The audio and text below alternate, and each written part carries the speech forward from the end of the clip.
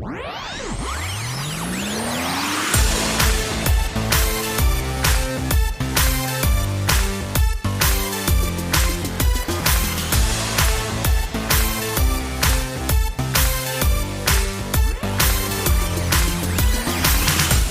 the director of Pee-wee's Big Adventure, Adam and Barbara are ghosts. What's the good of being a ghost if you can't frighten people away? Their house is being haunted by the living. Maybe the house could use a little remodeling.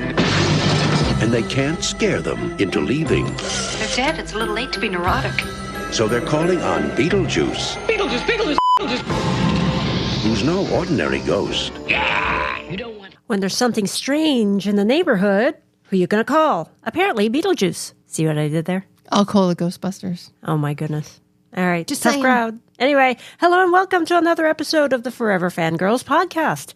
I'm Sheila Amato, and you can find me and my wife on our website at foreverfangirls.com. And I am Kimberly Amato, and you can find us on almost all social media platforms, as well as YouTube and now Discord. We are your hosts, and we're glad you can join us for another Nostalgia-vs-Novelty episode. That's right. As you heard from the intro, we're going to be reviewing the 1988 Tim Burton film, Beetlejuice. Beetlejuice.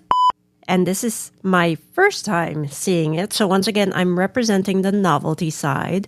Now, if you haven't seen Beetlejuice yet, continue listening past the banter and you will be spoiled. So, this was actually made into a Broadway musical, but we did not get to see it. No, we planned on it, and then I know they got an issue with COVID where they had to switch theaters and all this other stuff, but we had tickets to other things that got rescheduled. It was just weird, and we just never got there, and I kind of regret it because I really, really wanted to see it. Yeah, well, maybe when it comes back to Broadway, you know, now that I've seen the movie and have a reference, maybe we can make a point to see it and compare it to the movie. Do you think it's going to come back? Maybe. I know it's traveling. There's a lot. Well, then maybe we can see it when it's traveling. Okay, well, maybe then. Yeah. But for now, though, let's get walking down memory lane with our discussion of Beetlejuice. Just a reminder, at the time of this recording, the WGA writers and SAG-AFTRA unions are still currently on strike, with the possibility of also adding video game companies. Forever Fangirls is a review podcast independent of all studios, and as such, we continue to operate as normal. That being said, we want to make it clear that we stand by the unions fully during this time. Now, the summary from Google, and I'm going to apologize because I don't know if it's Maitland or Matland, so I'm just going to say Maitland. I think it's Maitland. All right, we're going to go with that. After Barbara and Adam Maitland die in a car accident, they find themselves stuck haunting their country residence, unable to leave the house. When the unbearable Dietzes and teen daughter Lydia buy the home, the Maitlands attempt to scare them away without success. Their efforts attract Beetlejuice, a rambunctious spirit whose help quickly becomes dangerous for the Maitlands and innocent Lydia. Yeah. So, from the novelty side, I thought this cast was incredible. Oh, it was incredible back then. Oh, my God. And it was just amazing to me to see them, you know, as their younger selves. That is weird, right? Right. I'm like, wait a minute. That's Alec Baldwin. Huh. Okay. And seeing Winona Ryder as like teenager. Yes. When I'm used to seeing her in Stranger Things. Yeah. So I thought that was actually kind of cool. It did have a stellar cast. I mean, you also have, Catherine O'Hara, who is from Schitt's Creek fame. So, there's a lot of really great names in this that even then I remember because I would watch anything Winona Ryder and Gina Davis were in. Okay. So for me, that was always the draw. Yeah. So even now, it's still a draw. Well, Michael Keaton as Beetlejuice, it was very interesting to me because I think this came out before Batman did. And I watched Batman. I did not see Beetlejuice. He was a great Batman. I liked him as Batman. Exactly. So I'm like, oh, wait, that's the Batman? Mm-hmm. What? And I know you pointed out there's one scene, and we'll get to it. I don't know if you have it in here later, where the Maitlands are being in a seance from the Dietzes, so they're coming back to life. And unfortunately, because they're dead, when you put flesh back on their bodies, it's whatever is in the casket. So they're basically crumbling and falling apart at that point. Yeah. Kind of grotesque. But it, makes sense. So when Lydia goes to Beetlejuice and begs him to save the Maitlands, he breaks out of this table and he has bat ears. Yes. You pointed that out. And that's when I was like, wow, did they know he was going to be Batman beforehand? I'm sure. Maybe. Sure. Maybe not. But if it was a cute little Easter egg that I never knew. Yeah, well, I noticed it right away. Oh, I know you did. You know, I did not. He's Batman. So aside from the cast, there were a lot of famous or infamous lines here, like Beetlejuice, Beetlejuice. Really? We do not say that name 3 times. Okay. It's like you don't say Candyman 5 times. All right. I've never seen that movie either. So anyway. Really? Anyway, what other lines are there? I'm the ghost with the most, babe. Cracked me up. Well, I mean, it fit the character perfectly. You know, they're dead. It's a little too late to be neurotic. Yeah, that was in the trailer too. Yeah, I'm like, it's kind of funny. It is funny. Now, when Lydia says that her high school wanted them to dissect frogs, I actually thought about you because you always said that you didn't want to do that. Yeah, I refused to in high school. I don't remember how it came about. They had probably always had it, but I remember reading in the syllabus in the beginning that we had to dissect a frog, but this frog was already dissected and color-coded. I never had to do anything. Oh, well. But I was like so grossed out. I was like, ew, I don't want to touch it. I don't want to do this. Well, the fact that Lydia said it was against her religion, that's why she didn't do it. I'm like... That was funny. That was very funny. Maybe you should have tried that. I went to Catholic school. I don't think that would have worked. Anyway, any other funny lines that you can think of? I mean, you know, what's the good of being dead if you know, being a ghost, what Gina Davis says. And you can't frighten anybody. You can't, because, I mean, that's just, we literally live in a world where we're trying to find evidence of an afterlife and all that. And if ghosts can't scare you and they can't let us know, what's the point? I mean, could you imagine being a ghost and being able to do things like that? You're That'd going be to come really back. cool. You want to come back as a ghost, don't you? Yeah. But see, my biggest fear, and I'm going to go on a tangent, my biggest fear is I'll come back as a ghost, and then, like, the sun will at a certain point start expanding and, like, swallow all the planets next to him, which is supposedly what's going to happen in, like, billions of years. And I'll be a ghost still on the planet going, oh, well, damn it. It would be your luck, right? Right? I mean, where do you go after ghostdom? I mean, do you want to live on the planet forever? I mean, wouldn't you want to be like, you know, in an afterlife where it's like a heavenish kind of thing? I don't know. I never thought about it. So, oh, I write dark stuff. Yeah, I know. All right. So moving on to the next thing that I think this is a signature Tim Burton film for me. I did see Edward Scissorhands. Of course, Edward Scissorhands came way after. But this reminded me of that, all the strangeness and the slightly darker side. Although it was a comedy, so... It's a dark comedy. So, yeah, I mean, I can totally see that. Also with the claymation aspects of it. That is definitely up his alley. And he's very good at it. What got me a little bit, though, that confused me, they can't physically leave, right? If they leave their house, they're in this like sand planet with a angry sandworm. However, if they look out the window, they can see the real world. Well, it's a barrier. To also think of it that way, what great torment is that? Yes, my own personal hell. It would be a personal hell, yeah. But I think that actually makes perfect sense because just because you're dead doesn't mean you don't have temptations, you know? I mean... You mention it later on. I don't want to spoil your comment about the DMV. We're just going to leave it. Okay. I'm going to hold off on that one. All right. The other thing that I thought was interesting, an interesting twist anyway, is that the Maitlands can touch each other and they can touch anything in the house, but people can't see them. Usually, you know, in ghost movies, the ghosts can't really touch anything. They move through, you know, actual walls and all of that, but here they actually have to go through the door and they can touch the door handle and all of that. So living people cannot see them unless they're strange and unusual like Lydia is. I think that could be for 2 reasons.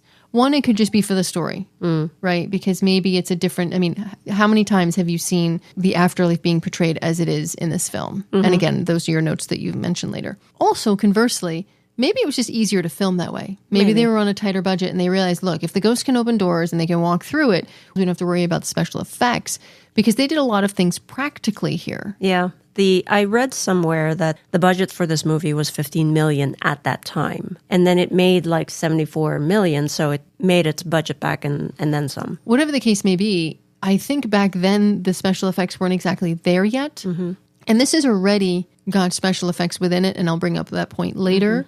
So with the special effects it already has, with that sand, like almost like a purgatory environment, unfortunately brings up aspects of why maybe they didn't want to do it.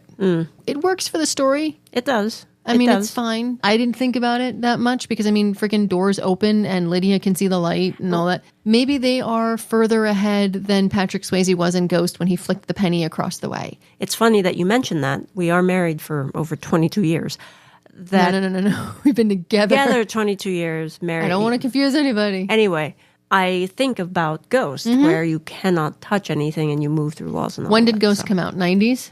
I believe so, yes. Better special effects. It didn't quite bother me. Okay. It was a very interesting, different take, and I think it went with the theme of how, even though you've gone into the afterlife, it's still work. Well, I was thinking that maybe because they were in their own house, that it was things that they had and they were working with that they could touch it, but anyway. Again, other movies, they don't. I know. Because, I mean, Sam Wheat does not walk into his house. I understand that. Yeah, so I think it was just a personal choice based on money, but I do get your point. Okay, so here we go with the other items here. There are, for me, a few laugh out loud moments, and this is what you were mentioning earlier. Oh, so I should bring my record scratch back? Yeah. The afterlife is actually depicted as a big bureaucracy, and when they came into that waiting room, I'm like, oh my God, this is like the DMV. It's my nightmare. Yeah, pick number 1,722,022. I was laughing. As an aside, they didn't even die in their house. No. They died on a bridge in a car accident. So how did they end up in the house? Why aren't they haunting the bridge? Well, maybe because they are still in their town and that is home base. But that's why it goes to the point of, if your theory is correct, they went to home base, they went to where their hearts are because they were going to spend the time there, not go on vacation, all this other stuff. So maybe their heart is in that house and their spirit is connected to that house, so therefore they can touch anything in that house. Conversely, because it's also like the DMV, maybe that's also why they can't leave, and outside the house is like this massive sand dune where they have these snakes that feed. They don't really kill them, because Beetlejuice ends up getting eaten by a sandworm and doesn't die. He ends up in the purgatory bureaucratic office.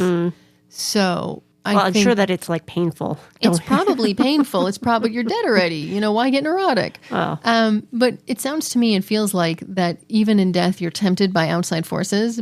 But the more you're tempted, you have to know your boundaries. And that's why they can see out the windows and they can see everything. But they can't go there, because if they do, they violate whatever rules that... I mean, they didn't even read the handbook. I know. But they can touch anything that a living person brings into the house, like the paint at the end of the story. Like, oh, interesting. So they can't go get it themselves. They can't go get it themselves. So maybe it is that the house is the portal, so to Although, speak. you know, they own the hardware store, unless it's already been sold to someone else. I'm sure it has been. They could have maybe gone there too. But anyway, neither here nor there. Yep. What other laugh out loud moments I loved? Loved. Dale. Yes. I was cackling. Daylight come and me want go home. Day. Me said day, me said day, me said day, me said day, me said day. First off, that scene is hysterically funny, and it really did work on the comedic chops of Catherine O'Hara. Because if she doesn't sell it when it first starts happening, when Adam and Barbara possess them and make them sing and dance. If she doesn't sell it, that confusion and that instant look, and then how it switches to humor, it doesn't work. Yeah, well, all the other dinner guests are also dancing and singing against their will. So sometimes you'll see when the camera pans to them, they're like, "What is my body doing?" But then they start laughing at it. Yeah, and then when the shrimp comes up out of the cocktail and it's like all hands and it grabs their faces and throws them backwards. Yeah. It's funny and it's a great little humorous scene, but I do believe that because of how it starts, if Catherine O'Hara doesn't play it right and she doesn't sell it well, it becomes okay, I see what you're trying to do, but the way she performs it right away, it's like, it just instantly pulls you into what the heck is happening to me.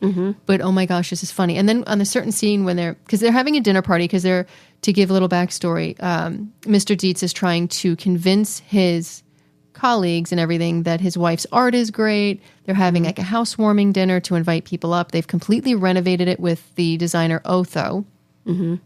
And he's trying to figure out how to make a career, and he's looking at this little town thinking he could totally build up this little town, wipe out everything that makes it a small little, country town and make it a big, metropolis, so to speak.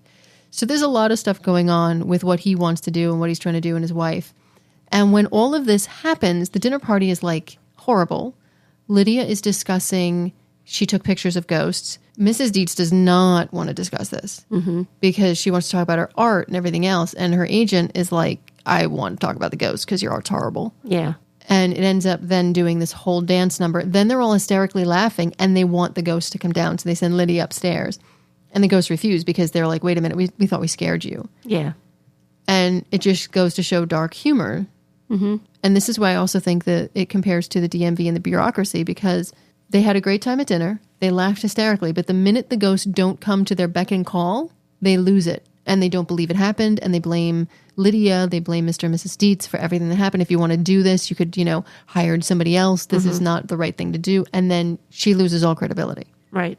It's interesting because the ghosts can't do what they want to do. They're losing all their credibility because they're not scaring the right way. They're constantly being pulled back into the bureaucracy about what are you doing? You are not doing it right. Did you even read the handbook? Yeah, they're trying to get these living people out of their house. Yeah, there's the parallel there. Yeah. Absolutely.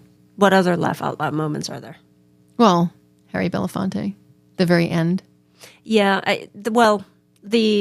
Jump there was into another song. There's another dance scene, where Lydia comes back from school and she does very, very well on a test that Adam helped her with. And he allows her to dance to jump in the line. Yeah. And so it's when both those songs came into the movie, I was thinking about the fact that Harry Belafonte did pass away earlier this year. I was like, oh man. But I love that his legacy gets to live on in something like this. Yeah. The scene is also rather amusing because, again, Winona Ryder sells it. Yeah. She's probably being lifted up in a very uncomfortable harness. Yes. And, Adam and Barbara, the way they play with it, and they've become like a pseudo family. But I also noticed that section, and here's a question for you. They're on the main floor. Where are the Dietzes? Upstairs? Upstairs or somewhere else, because they did cut to the father, and he said, oh, she must have passed her math class. So they are living together. And all the renovations have been undone. Right. So it's back to the old country house. It's like they've come to respect the ghosts, and so they put the house back to the way it was. It's just interesting. I don't remember the house going back. In that last scene, it did. So no, I know. I'm just saying it. The original, when I watched it as a kid, that's something I don't remember.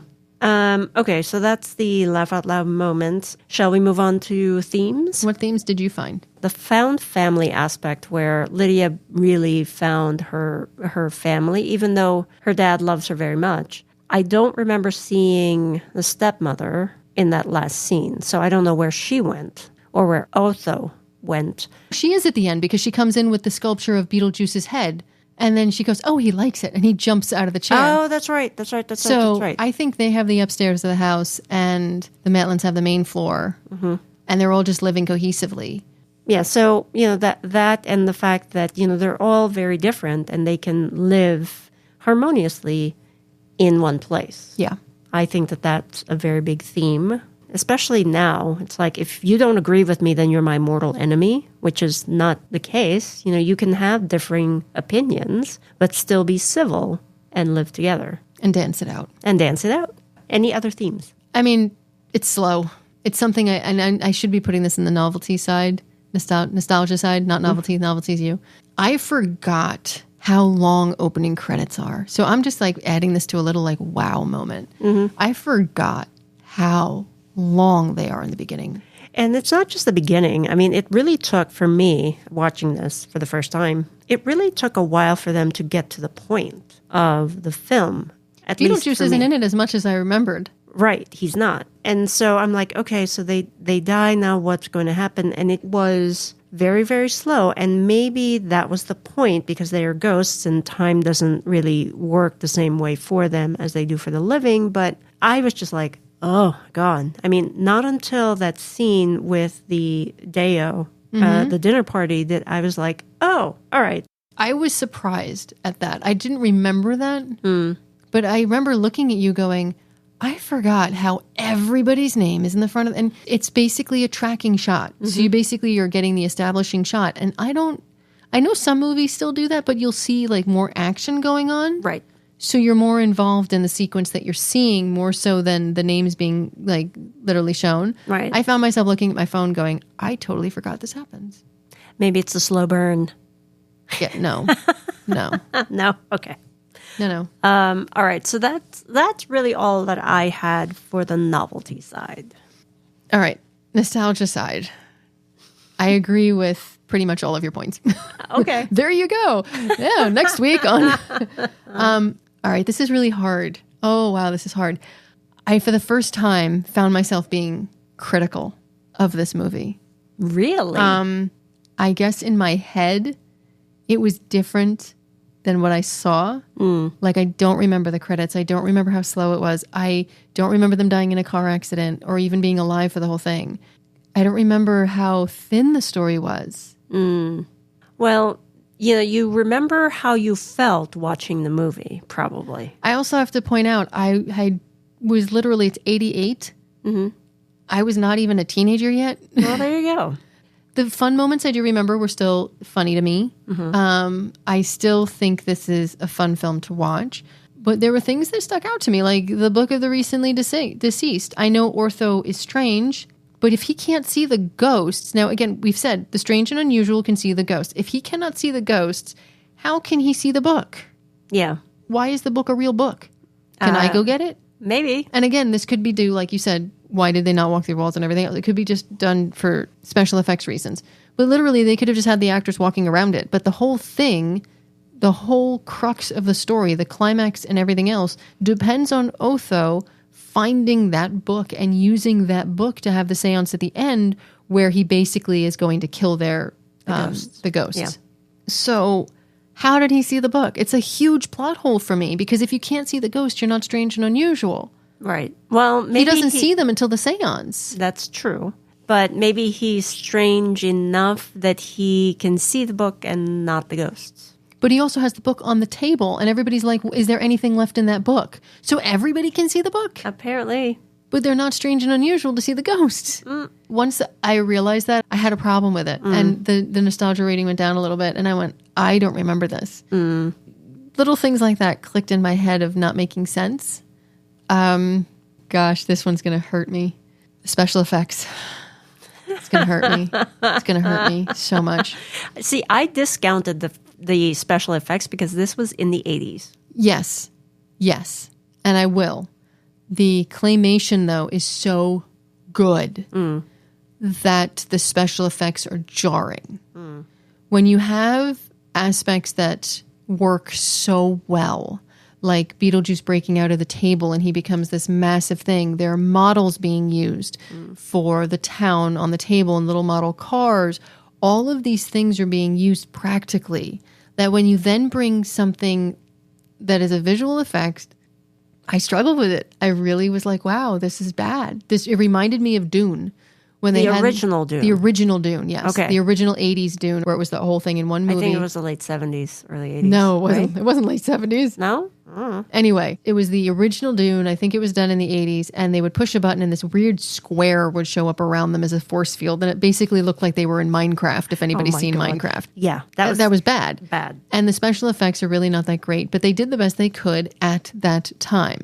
But looking back at it now, it just doesn't fly. So looking back at Beetlejuice, when they did practical effects that still work for me, like when Beetlejuice is going to marry Lydia, when the sculptures all come to life, they have to restrain the Dietzes because they're trying to save their daughter. And the claymation still looks good to me. Yeah. It still, functions. And like I said, I thought those held up very, very well. And then you do the special effects sequence and they just don't hold up. So it's very jarring to go from something that is classic that still works to something that is... And just to go back to your point, the original Dune movie was 1984. See, I was right. It was 80s. Yep. Go me. Oh, God, this hurts. Okay. The film as a whole, overall, it feels like it holds up as a fun if you don't think about it. But out of nowhere, people can't see things, but they can see other things. The house changes. And then there's a random, oh, by the way, Beetlejuice needs to be married to break his curse. Where did that come from? Well, maybe that was in the book somewhere and we're not made aware of it. But that's the point. I forgot about all of that. Yeah. So there's me. Okay. So then I guess that is our discussion of Beetlejuice, yes? Yes. Okay. Now it's time for our Nostalgia versus Novelty rating. Drum roll, please. Okay. So my novelty rating is 3.0 stars. And the reason why I gave that the rating is because the movie itself was a little slow, but there were funny moments and lines throughout the movie that kept me engaged and entertained.